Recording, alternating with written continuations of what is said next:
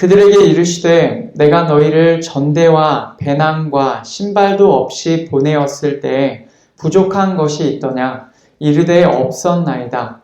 이르시되 이제는 전대에 있는 자는 가질 것이요 배낭도 그리하고 검 없는 자는 겉옷을 팔아 살지어다.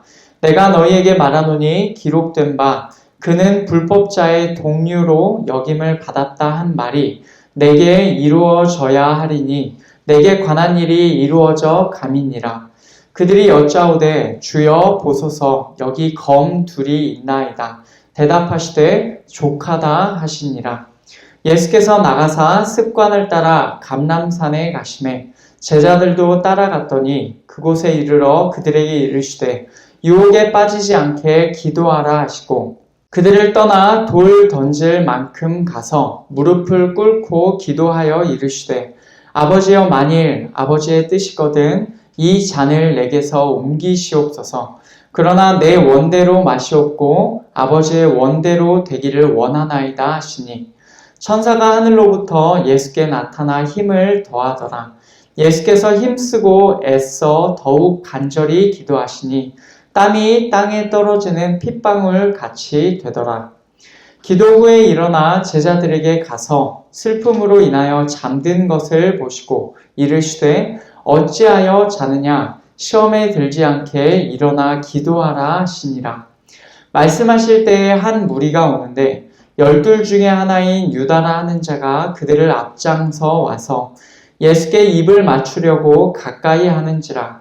예수께서 이르시되 유다야 내가 입맞춤으로 인자를 파느냐 하시니 그의 주위 사람들이 그 된 일을 보고 여짜오되 주여 우리가 칼로 치리이까 하고 그 중에 한 사람이 대제사장의 종을 쳐 그 오른쪽 귀를 떨어뜨린지라.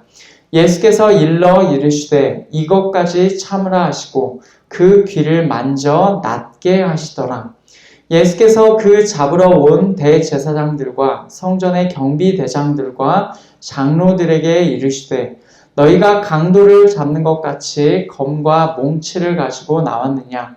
내가 날마다 너희와 함께 성전에 있을 때에 내게 손을 대지 아니하였도다. 그러나 이제는 너희 때요 어둠의 권세로다 하시더라. 아멘. 우리 계속 누가복음을 보고 있는데 이제 누가복음이 점차적으로 마무리를 향해서 가고 있습니다. 예수님과 6월절 만찬을 나눈 마지막 만찬을 나눈 제자들은 그들 가운데 누가 더 큰 자인지를 서로 이야기하면서 다투었어요. 이어지는 오늘 말씀은 예수님이 실제로 이제 유다가 데려오는 무리에게 잡히시는 그 내용이 나옵니다. 세부적으로 보면 세 단락으로 나눌 수가 있어요. 칼을 가지라고 명령하시는 첫 번째 단락, 그리고 제자들에게 기도하라고 명령하시는 두 번째 단락, 마지막으로 예수님께서 잡히실 때의 상황을 보여주는 세 번째 단락입니다. 이 세 가지 내용에서 예수께서는 제자들에게 세 가지의 핵심적인 명령을 하십니다. 그 세 가지는 이렇습니다. 첫 번째, 칼을 사라 혹은 칼을 가져라. 두 번째, 기도하라.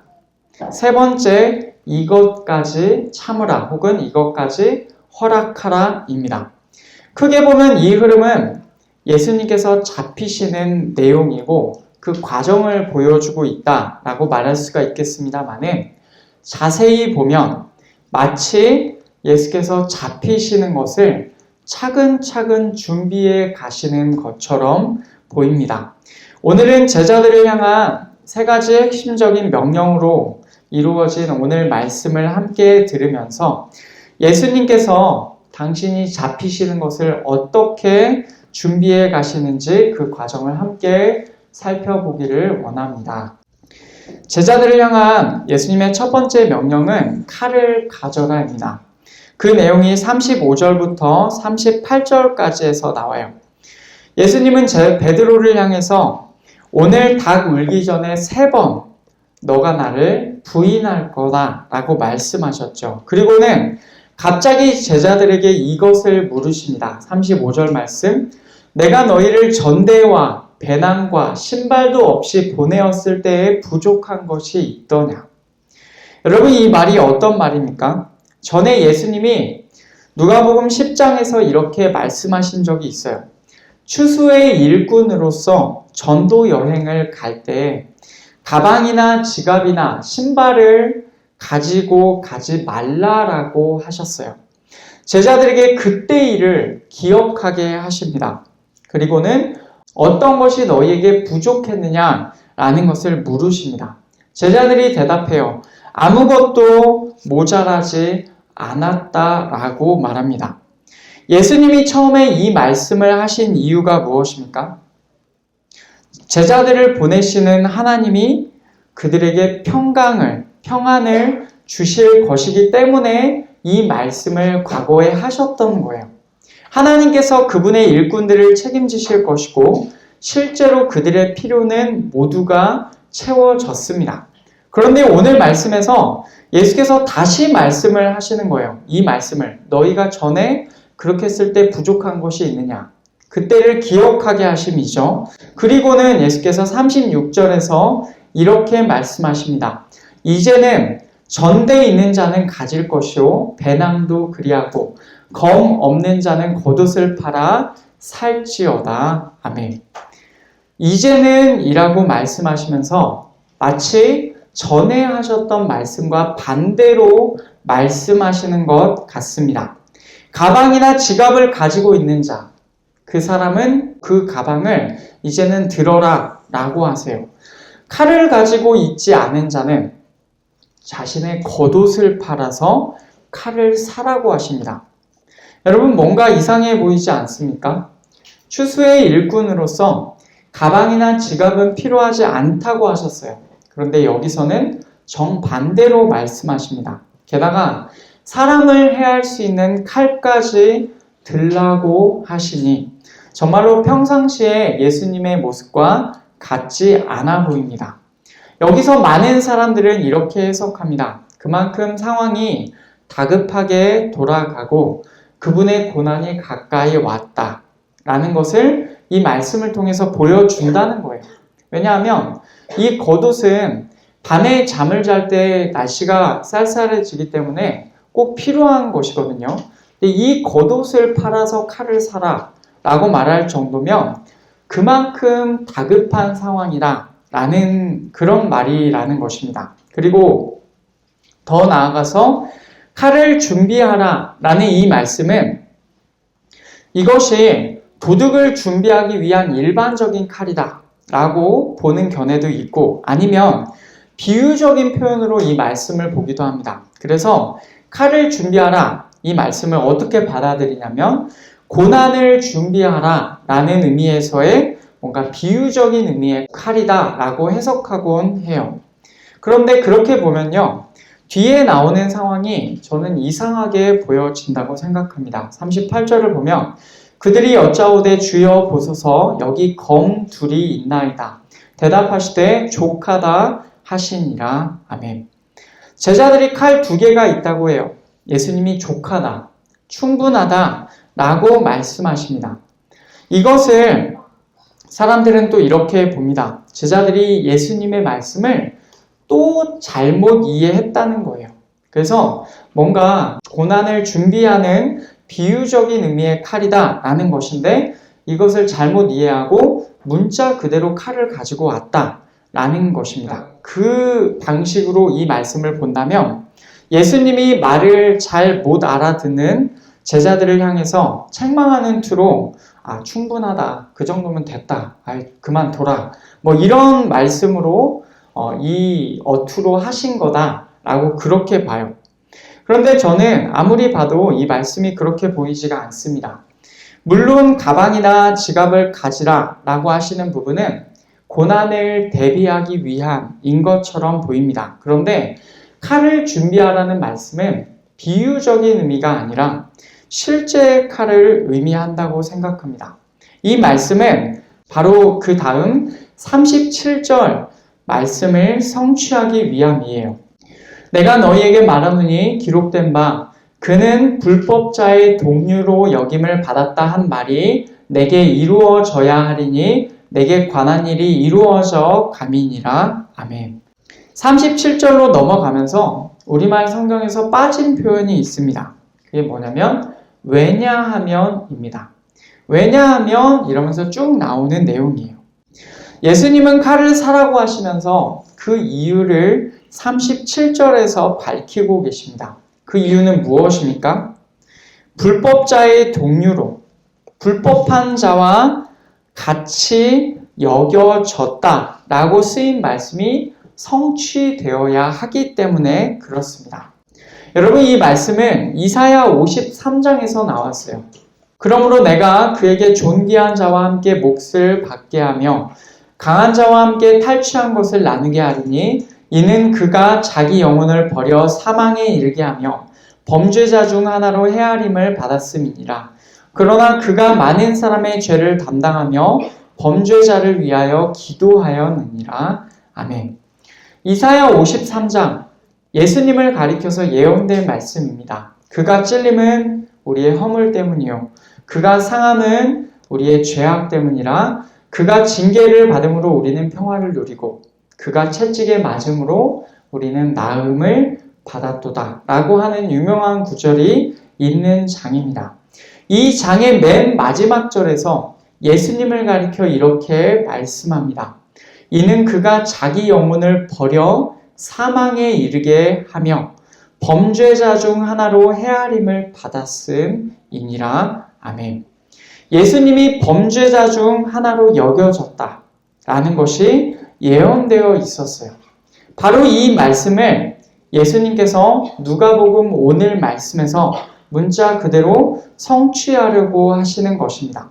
바로 이 과정에서 필요했던 것이 무엇입니까? 칼이었습니다. 칼을 가지고 있는 게 필요했어요. 이 칼이 어떻게 쓰였는지는 오늘 본문 마지막 단락을 보면 알 수가 있습니다. 결국 예수께서 제자들에게 칼을 가지라 라고 말씀하신 이유는 무엇입니까?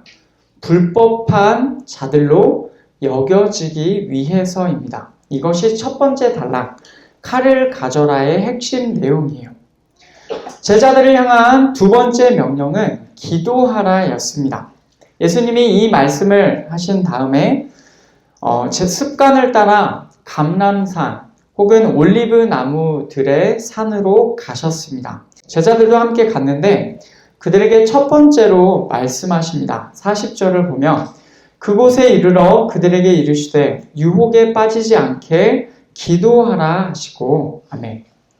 유혹 혹은 시험에 빠지지 않게 기도하라고 하십니다. 그리고 돌을 던질 만큼, 여러분 돌 던질 만큼 어느 정도입니까? 저 앞 정도 되겠죠.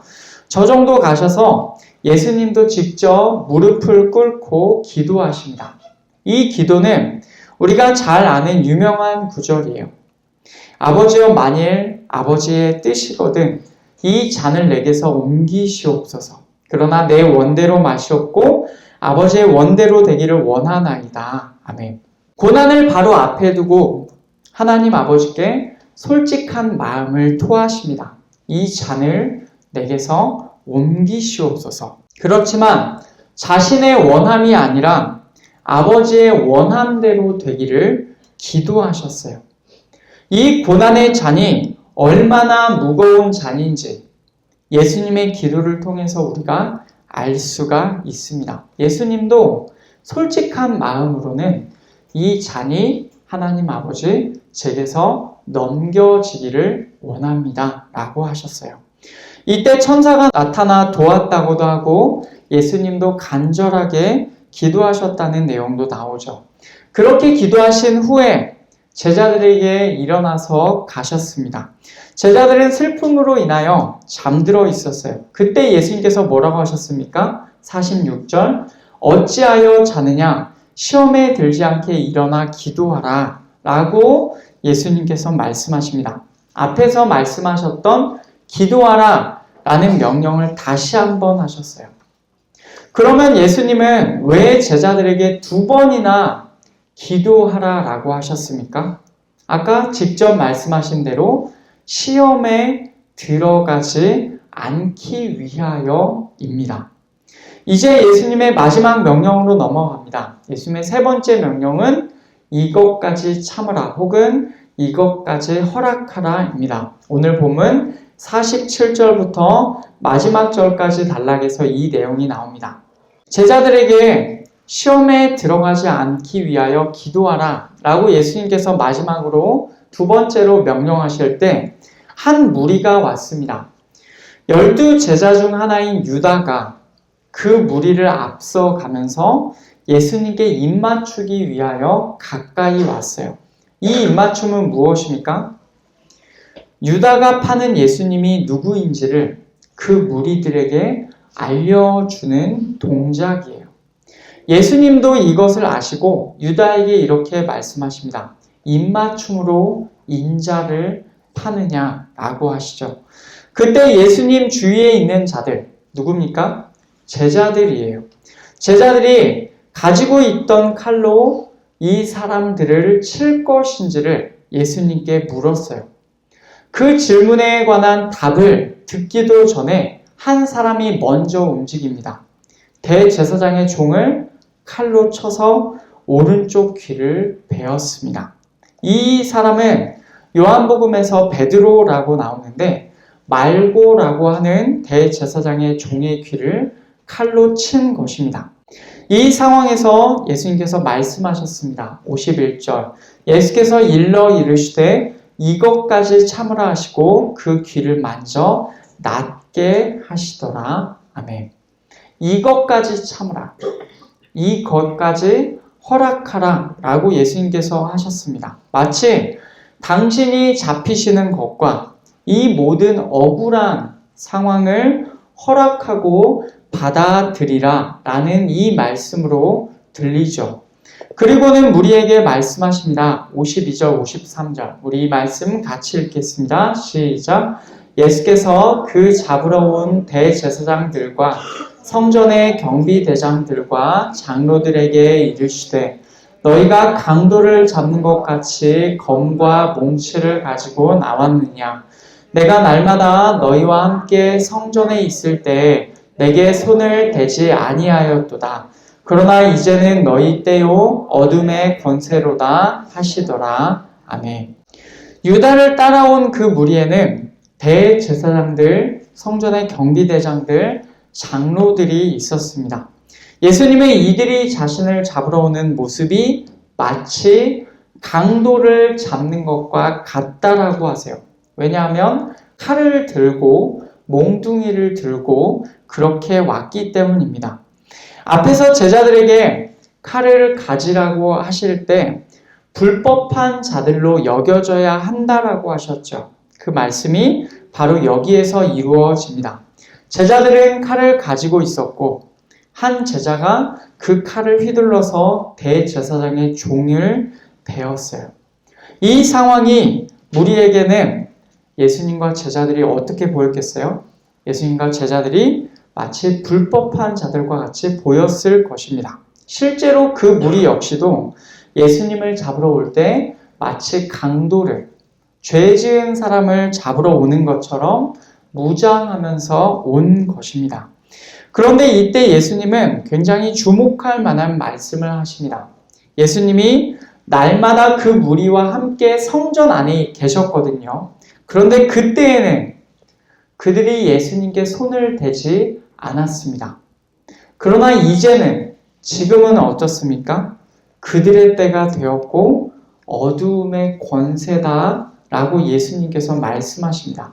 다시 말하면 이 시점 이전까지는 그들의 시간이 아니었지만 이제 이 시점부터는 그들이 본격적으로 활동할 시간이다 라는 말인 것입니다.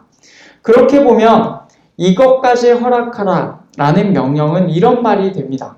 지금 내가 잡히는 것은 하나님의 계획 안에 있고 구약의 말씀이 성취되는 과정 가운데 있다. 그러니 그들의 때이자 어두움의 권세가 나타날 이 때를 너희는 받아들여라 라는 그런 의미가 됩니다. 이것까지 허락하라 라는 것은 이 때를 받아들이고 이제는 하나님의 계획 가운데 나아가야 한다 라는 그런 말씀인 것이죠. 여기까지가 이것까지 허락하라 라는 명령이 나오는 세 번째 단락입니다. 여러분, 이 말씀, 오늘 말씀은 예수님이 잡히시는 과정을 보여주고 있어요. 요약해보면 칼을 가져라, 기도하라, 그리고 이것까지 허락하라 라는 세 개의 명령으로 되어 있습니다. 이 내용을 살펴보면서 느끼셨겠지만 내용이 다 연결되어 있습니다.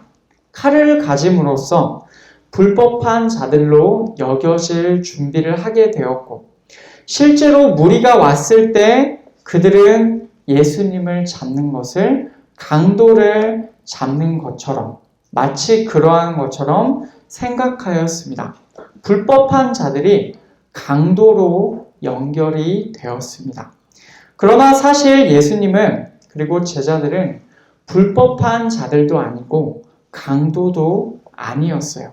다만 구약의 말씀을 성취하기 위해서 불법한 자들로 여겨질 법한 그런 상황을 예수님께서 준비하셨던 것입니다. 또한 예수님의 기도를 기억해 보면 강도로 여겨지는 것은 하나님 아버지의 뜻 안에 있었습니다. 그러니까 예수님이 불법한 자들이나 강도로 여겨지는 것은 말씀의 성취이자 아버지 하나님의 뜻이었던 것입니다. 이런 모든 의미가 너희의 때와 어둠의 권세라는 표현에 담겨 있었던 것이죠. 비록 제자들은 예수님의 임박한 마지막을 받아들이기가 어려웠어요. 그래서 기도해야 할 그 시점에서도 슬픔으로 잠자고 있었습니다. 그런 그들에게 예수님은 이것까지 허락하라 라고 명령하시면서 이 때를 너희가 받아들여야 한다 라고 말씀하셨습니다. 사실 이 모습은 예수님도 그러신 거예요. 고난의 잔을 피하고 싶으셨습니다. 이 때를 피하고 싶으셨어요. 그런데 아버지의 원하심에 예수님께서도 순종하셨어요. 마찬가지입니다. 제자들도 그 시험에 들어가지 않기 위해서, 이 때를 피하고 싶은 그 시험에 들어가지 않기 위해서 예수님처럼 기도해야 했던 것입니다. 여러분, 바로 이 부분에서 오늘 말씀은 우리에게도 적용되어야 합니다. 예수님과 제자들에게 그때 고난의 때가 있었다고 한다면 우리가 있는 지금 이 때는 어떤 때입니까?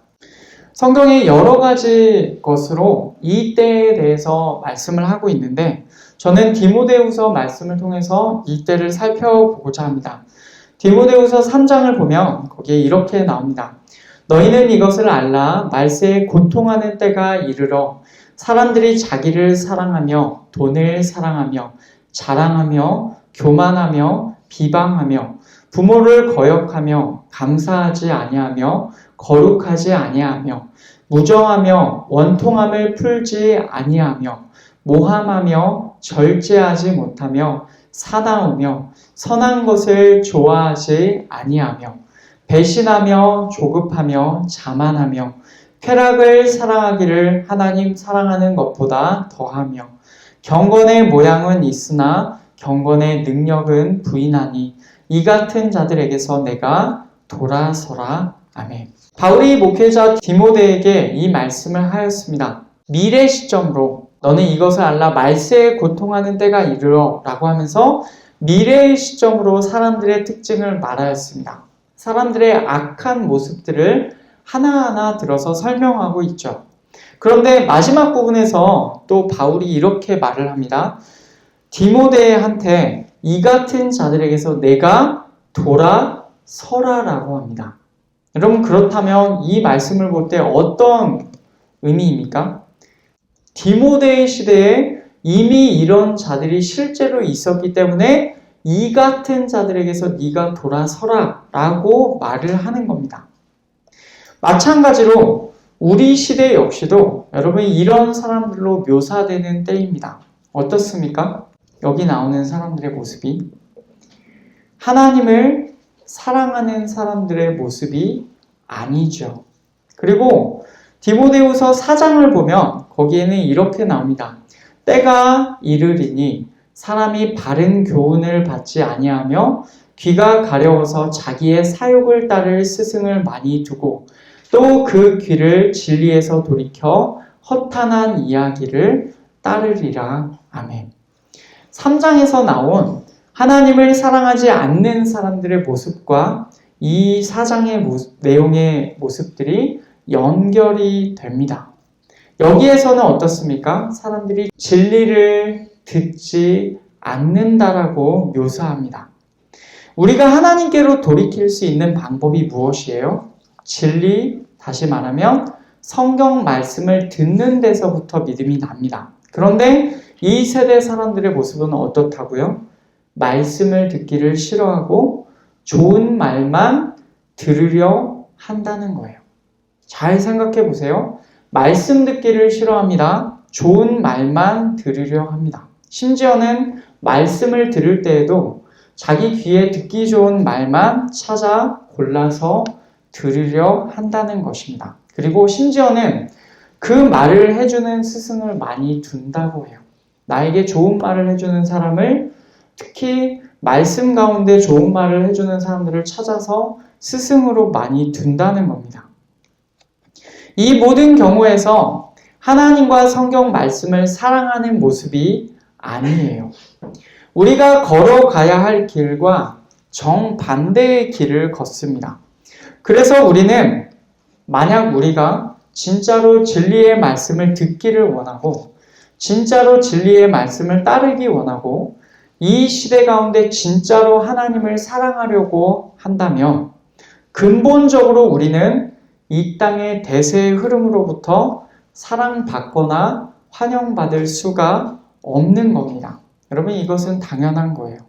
마치 예수님이 불법한 자들과 강도로 여겨지셨던 것처럼 이 땅을 살아가는 우리도 그런 취급을 받을 수가 있다는 것입니다. 여러분, 지금은 그런 때입니다. 예수님의 때와 같고 어두움이 권세를 가지는 것처럼 보이는 때입니다.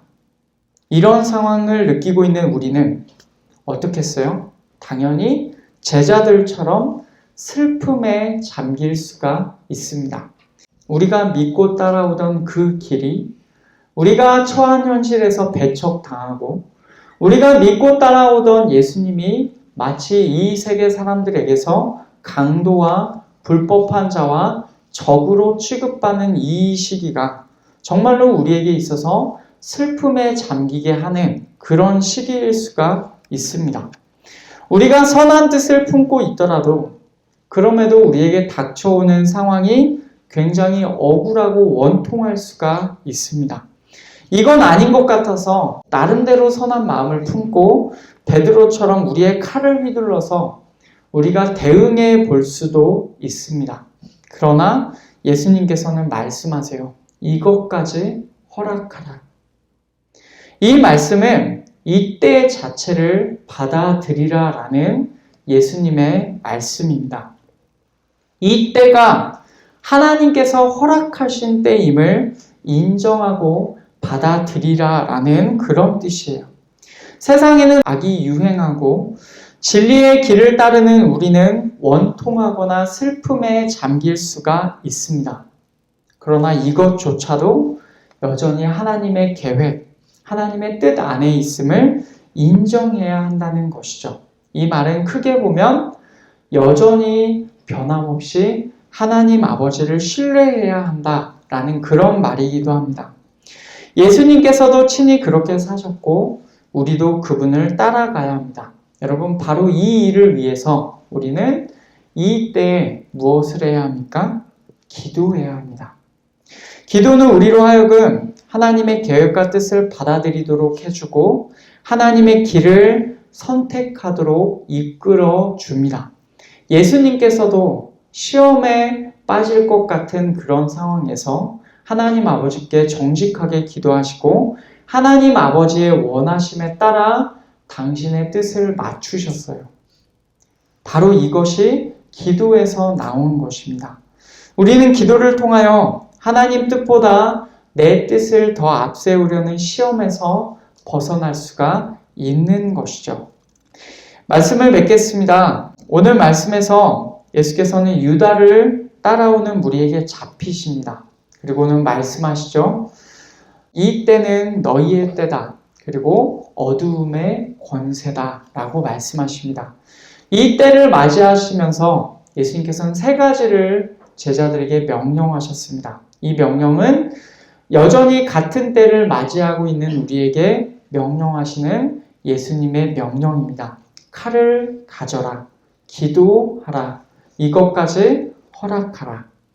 우리가 처한 상황은 진리를 따르며 예수님의 길을 걸으려 노력함에도 우리의 기대와는 전혀 다를 수가 있습니다.